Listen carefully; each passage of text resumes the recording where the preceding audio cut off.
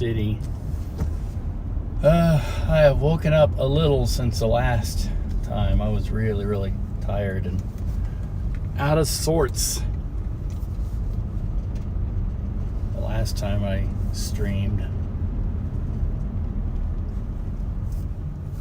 Right now, I'm going to this antique mall on the Jefferson Highway in North Kansas City that I've seen and in my travels, and I'm gonna go explore it a little, and then I'm gonna go finally have some coffee.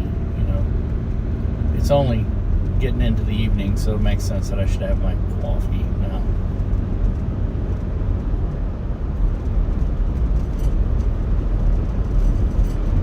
Weather this morning started out really cold, but now it's in the 40s. I see it still feels really cold.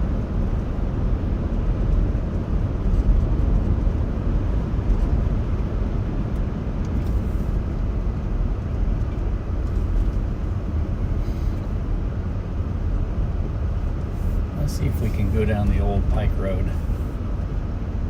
Tired of highways, but I don't have anywhere really to be. I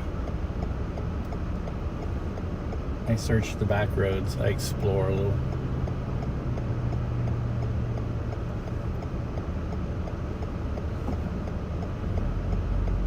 I'm experimenting around with my blogs too.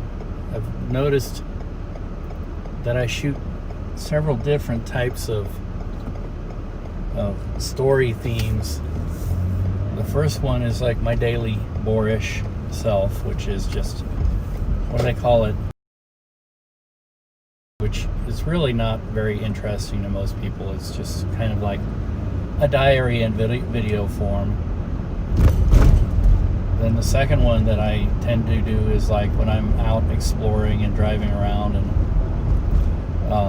so that's my what do I call it? Travel America's Backroads. That's where you'll find us with the us and the U.S. Highway Shield. And then I do my art stuff. Like if I see an interesting artist or musician or somebody, I interview them and I talk to them about what they do, and I get some B-roll, and maybe if it's a band, I shoot a little bit of their show, and you know, I do concerts and stuff like that, multi-camera deal. Just kind of document the event, and that's Swoboda, which is essentially my art blog. And also I include on that because people seem to want to watch it, and Swoboda is the only one that I'm able to monetize. Lapses and these live things, which kind of are on the live tab.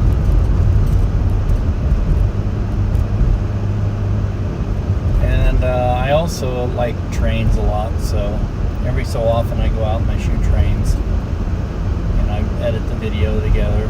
It's just all it is trains, and that's my Rails In blog. I don't know if I have anything else. Oh, I have to do over the years. I did it in 2010. The time I got really depressed. Subject matter of this blog, herbs. And you know, we have the suburbs, which is where life in America seems to take place, and then we have the herbs, the urban environment. That's what I came up with. Painting it with a broad brush, and people saying, "Oh, it's inner city," or ghetto, or urban. Well, urban is fine. Or the hood. Well, all of those have kind of negative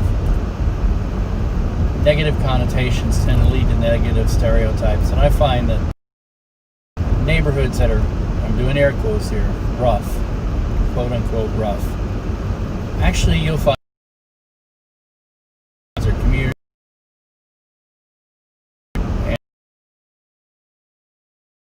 you know,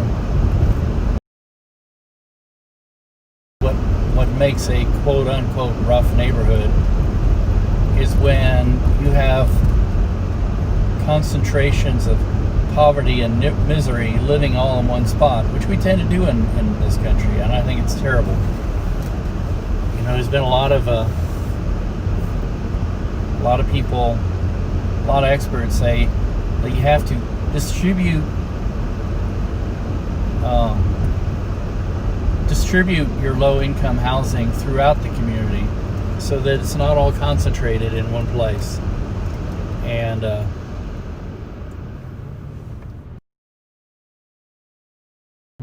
oops, I got to get gas. I just realized low fuel, 24 miles. So I know what I'm going to be doing. I'm going to be stopping to get fuel on the way. Yeah, so I came up with the herbs just playing off of the suburbs idea, but you know, unfortunately what the herbs was about was me trying to shed light in some very dark subjects. And in 2010 I was trying to keep track of the homicide rate and write little stories about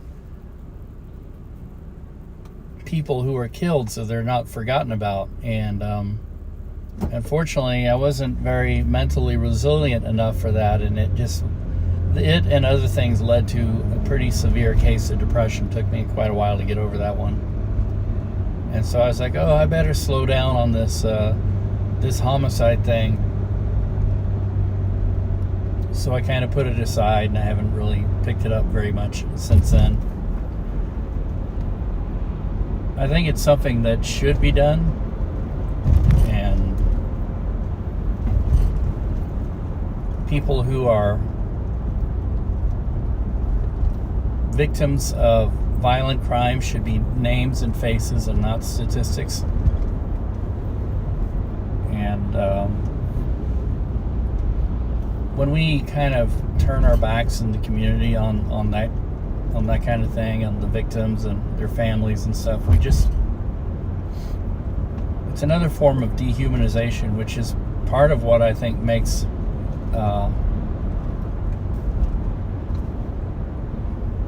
it not necessarily happen, but when people aren't really watching or paying attention or showing a lot of empathy towards that sort of thing, it kind of leads to more of it. You know, I think, just like I was saying about the negative connotations about certain parts of town, I think that it just leads to a neglect of the mind,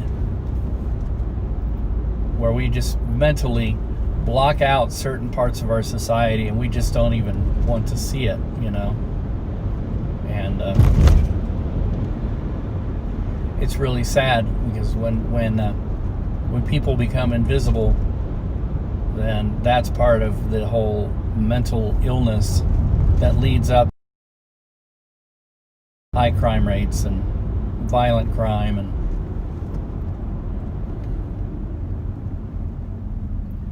unfortunately, I think it's too much for one person to do, and it really needs a team of people just doing it and keeping track. And I know I got black plastic in my hair. That crap went everywhere. It smelled nasty too. It smelled like, I thought it was going to smell like burned plastic, but it smelled actually like skunk.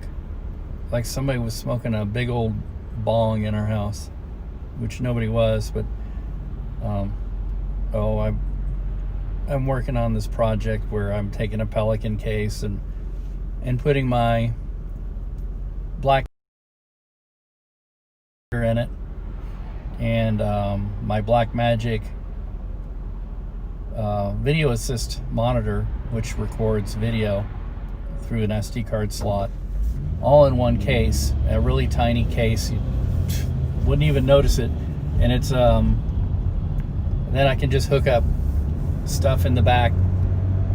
But you know, in order to make it work, the hardest part of it was you had to cut the back out of the Pelican case so that the slots for the HDMI ins and outs can be accessed from the back. And to do that, it was recommended that I use a Dremel, which is a high-speed, like a mini, I don't know, multi-tool. It looks almost like a mini drill. And get some cutting blades. And the guy that said I would use this, it will cut through that thick, hard plastic like it's butter. And he was right. It worked well. And he said, oh, but you're gonna need a respirator, because that black plastic, when it gets when it heats up and melts and puts dust in the air, it's not good for you. It's gonna get in your lungs and not be very good for you. So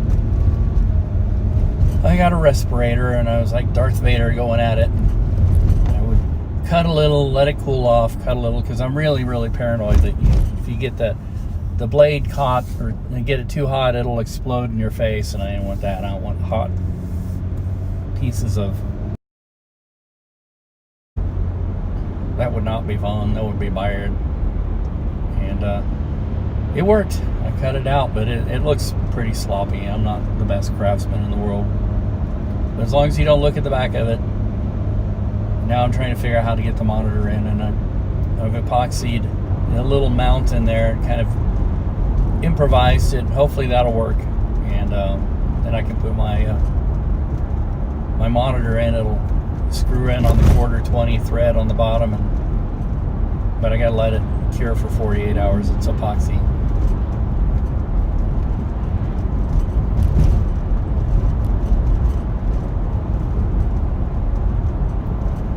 So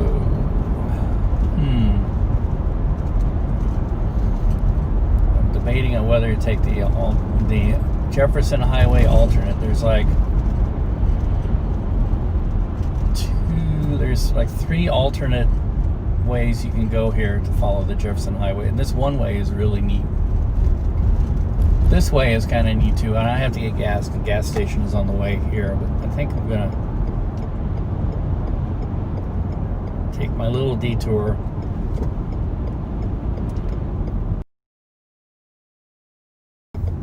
This was, I believe, the last routing of the Jefferson Highway before it was finally bypassed by US 169 west of here, when they went from auto trails organized by private associations to federally funded US highways. And this one was called Jefferson Highway. Pine to Palms, or Pines to Palms. I think it's Pine to Palms. Meaning it went from Winnipeg in Alaska all the way down to New Orleans and Louisiana. And I guess there's palms down in New Orleans. And I guess there's pines up in... Yeah, I know there's pines in Winnipeg. We went up there. I kind of followed the Jefferson Highway through Minnesota in, 2014. We went on a trip with a friend so he could visit his old farm home up in North Dakota. And then the nearest big city to his small town, which by small town I mean really small, it was Calvin, North Dakota. And I believe the population right now is 8. And a whopping population of 32. But we went up to Winnipeg, which is where he would go to visit the lights of a big city and enjoy. And he really he's American, but he really love Canada. I love visiting Canada. Said he visited there so often he knew the border guards by name. So we took him up there in 2014, and then on the way back, we took Jefferson Highway back through Minnesota. And unfortunately, after Minneapolis, we were kind of up to here, and I'm making the up to my eyebrow sign, up to here with the trip. So we just kind of all right, let's just blitz on home. Got kind of frustrated towards the end. Minneapolis. Couldn't find a good place to stay, and we had to get out of town to find a place to stay with our RV. And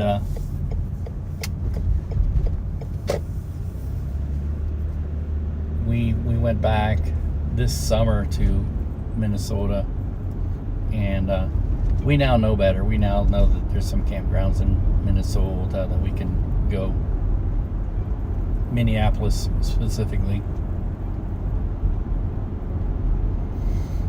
All right. Let's not forget our trip quick, so I'm going to look down these side roads. Let's see if I can figure out the back way in.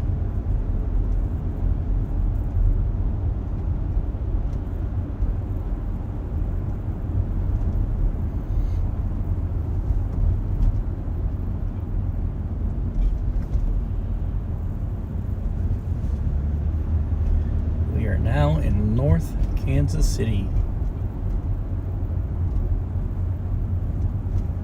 which is completely separate from Kansas City, Missouri. North Kansas City is a relatively small town. All right, somewhere over here to the past it, I think. Or maybe there it is, I don't know. Can I turn right here? I have to kind of, I guess I can. Strange intersection.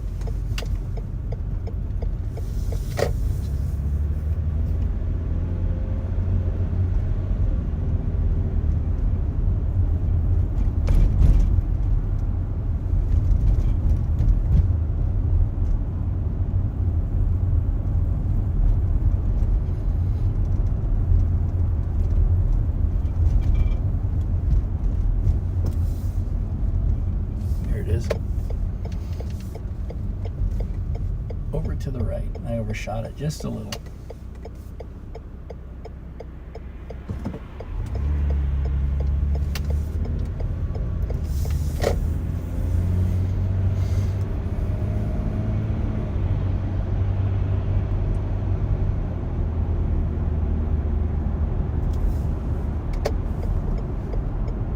The trip of the quick.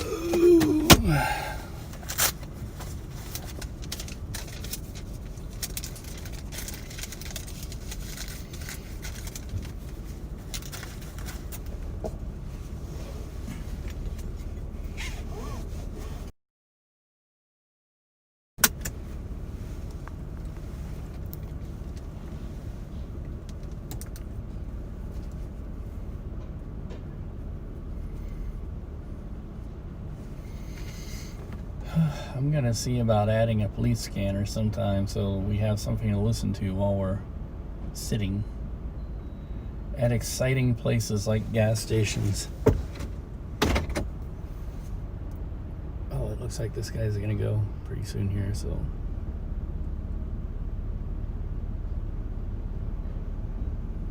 there he goes. Slowly, slowly.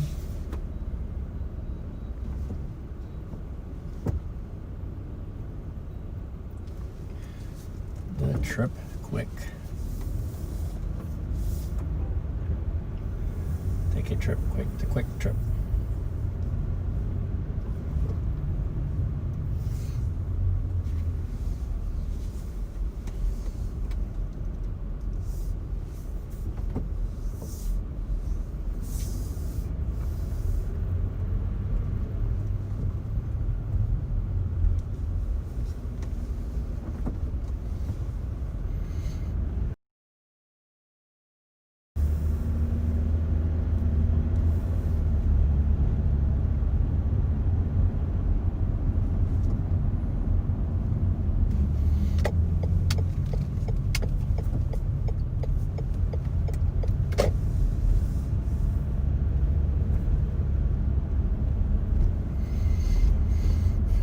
That Mercedes, is that a camper?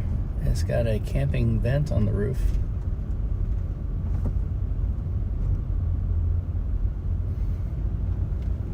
Looks a little like it could be a home-built camper. I don't see any solar on the roof though.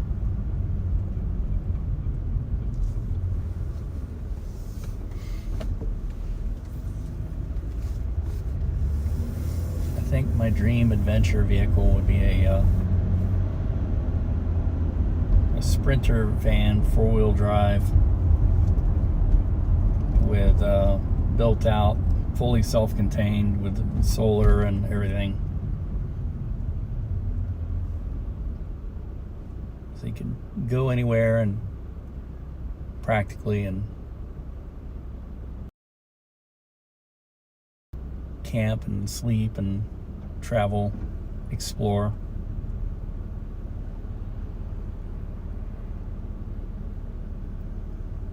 It sounds great and romantic, but it can be very taxing too if you do it long enough. Some people, and it seems like a lot of those people are sort of loners actually, can do it just fine, and then some people just no, they can't. And there's a lot of people that just sort of fantasize that they can do it. I might be one of those, but I kind of realized, I went on a little trip and I was like, man, this can get really lonely really fast.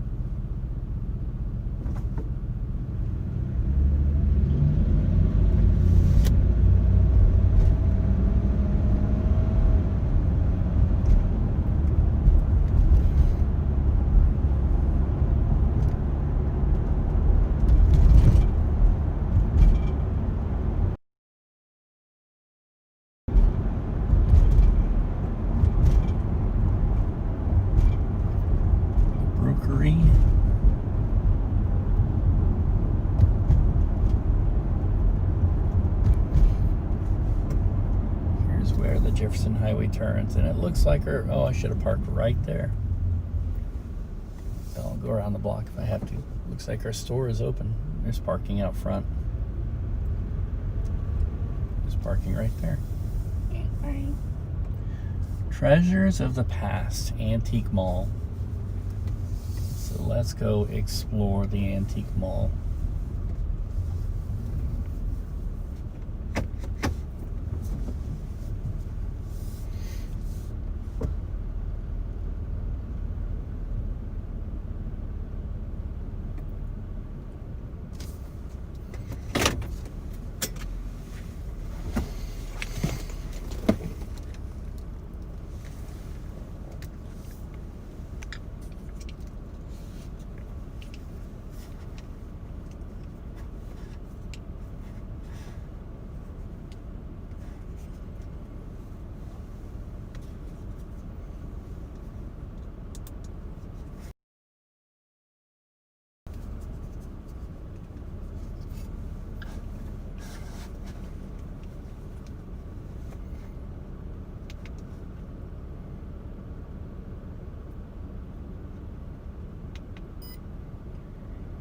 Hey, how you doing? There's a new antique store, new to me, that here in North Kansas City that I haven't explored yet, so I'm going in there.